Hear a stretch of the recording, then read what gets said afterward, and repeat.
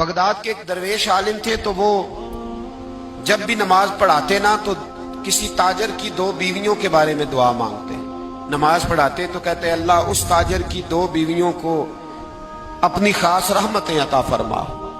एक दिन लोग उनके गिर्द इकट्ठे हो गए, कहने लगे बाबा जी बताएं तो सही वो बीवियां कौन थी जिनके लिए आप दुआ मांगते। तो फरमाने लगे मेरे शहर का एक ताजर था, बहुत बड़ा ताजर था, मालदार था पर बे औलाद था। उसे बगदाद से मुल्क के शाम जाना पड़ता था तिजारत करने, और कई कई महीने उसे शाम के मुल्क में रहना पड़ता था। उसने इस तरह किया कि वहां भी एक शादी कर ली। अब वो वहां कुछ ज्यादा वक्त गुजारने लगा, मालदार आदमी था, बीवी को मकान भी लेके दे दिया।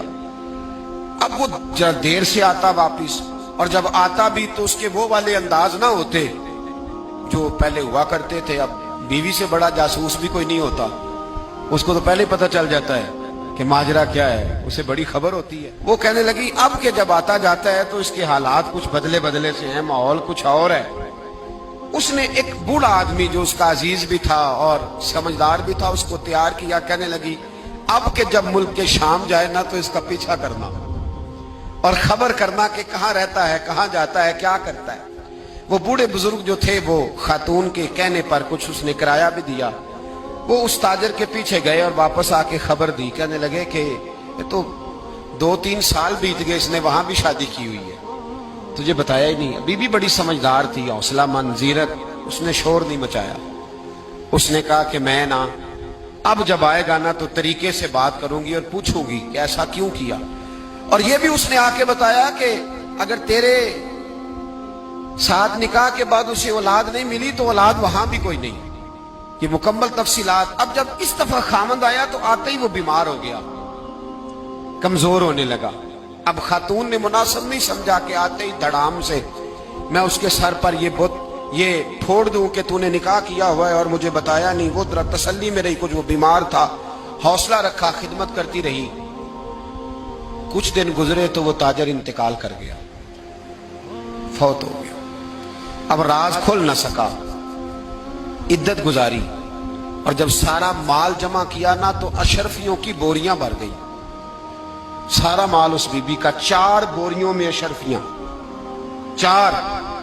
यहां तो पेट का दोजख है, माज अल्लाह भरता ही नहीं। हाल में मजीद, हाल में मजीद। वो जो कहते थे ना कि बस बाहर चला जाऊं और बाहर मैं कुछ थोड़े से पैसे कमा के 2-3 साल में लौट आऊंगा, फिर यहां आके कोई कारोबार करूंगा, वो गए हैं तो वापिस नहीं आए। वो जो कहते थे ना बस मैंने इतना सा कारोबार करना है कि मकान बन जाए, उन्होंने 4 मकान भी बना लिए हैं, लेकिन ब्रेक, हल में मजीद की दौड़ है। अब 4 बोरियां उस औरत ने छुपाए रखी। कोई बंदा नहीं जानता बगदाद में कि मुल्क के शाम में ताजर की दूसरी बीवी भी है। जब वो फारिग हुई तो उसने उस बूढ़े जासूस को फिर बुलाया और 2 बोरियां ऊंट पे रखी, खुद भी साथ बैठी और मुल्क के शाम गई। अल्लाह अकबर। वह बुजुर्ग कहते हैं मैं ऐसे ही नहीं दुआ करता। उसको जाके कहने लगी मैं अकेली वारिस नहीं हूं, आधे की वारिस तू भी है।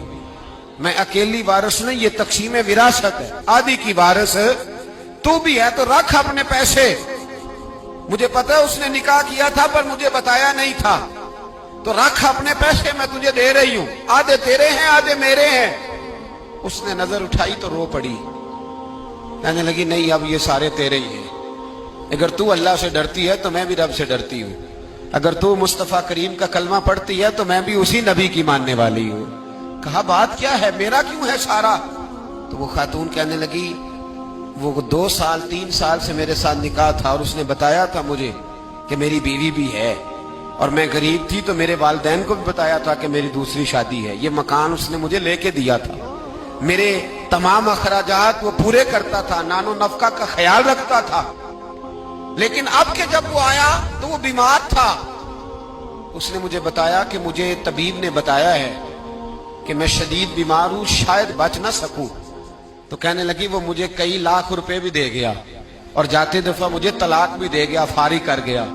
कहने लगा तू जहां चाहे मेरे बाद निकाह कर सकती है। और कहने लगा मैं चाहता था पहली बीवी को बता दूं, मौका नहीं बना और उसका दिल ना टूटे, बता नहीं पाया, लिहाजा वो मुझे ढेर सारे पैसे दे चुका है, सारा मेरा हिस्सा मुझे पहले से दे चुका है। मेरी बहन اب یہ 4 बोरियों में से 2 मेरी नहीं बल्कि 4 की 4 ही तेरी है, तू ही इसकी हकदार है। तो बुजुर्ग कहते हैं मुझे बताओ जिनके अंदर इस किस्म के तकवे की झलक हो उनके लिए हर नमाज के बाद दुआ मांगनी चाहिए कि नहीं मांगनी चाहिए?